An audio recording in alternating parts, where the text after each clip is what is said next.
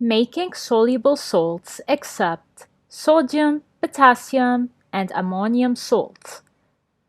So, what are the ways used to make salts? All involve reacting a solid with an acid. All the ways we have involve an acid reacting with a solid. So the first way is putting an acid with a metal. So when an acid reacts with a metal, we should obtain a salt. The second way is putting an acid with a carbonate.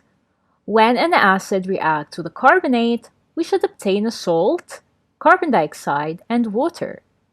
So the first way is putting an acid with a metal, and the second way is putting an acid with a carbonate.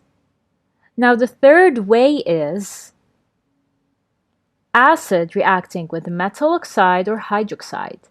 We can put an acid with a metal oxide, for example, magnesium oxide, or magnesium hydroxide. In both cases, when we put an acid with a metal, oxide, or hydroxide, we will obtain a salt.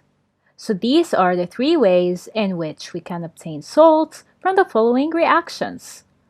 All reactions contain an acid and a solid.